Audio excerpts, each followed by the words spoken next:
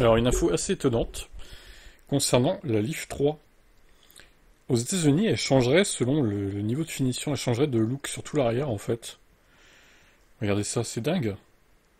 C'est du jamais vu. Un constructeur automobile, normalement, même s'il propose différentes finitions, bon, le design de la voiture ne change pas en conséquence, quoi. Là, c'est carrément un autre arrière qu'ils nous ont proposé. Je comprends pas la strat là, j'avoue que ça me dépasse un peu. Alors moi, je préfère cet arrière-là, pour le coup, même si bon, l'autre n'est pas si moche non plus, mais je préfère quand même ce niveau de d'haut de gamme, hein.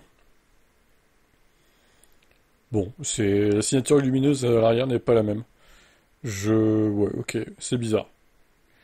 Alors en Europe, a priori, ce serait pas forcément le cas à vérifier. Outre des jantes différentes, rien d'anormal, elle possède une poupe dont les feux se composent de simples blocs positionnés de part et d'autre du coffre. La Leaf Platinum Plus, elle possède un système d'éclairage plus haut de gamme dans ses blocs. Là encore, rien de surprenant, mais elle ajoute aussi d'autres blocs lumineux sur la malle. Cette malle est aussi fine. Elle est aussi finie en noir, alors que la Leaf d'entrée de gamme préfère la couleur de la carrosserie. Effectivement.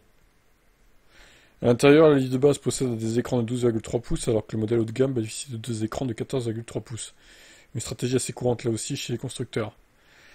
Ouais, effectivement. À noter d'ailleurs que les versions américaines et européennes de la Leaf ne sont pas totalement identiques. De l'autre côté de l'Atlantique, elle mesure 4,40 m, 5 cm de plus que la nôtre. Mais ça c'est pareil, enfin... Pourquoi en fait? Pourquoi elle est plus longue de 5 cm? Ça n'a aucun sens. Bon, c'est quand même assez étonnant comme stratégie marketing. Pourquoi proposer des modèles aussi différents là?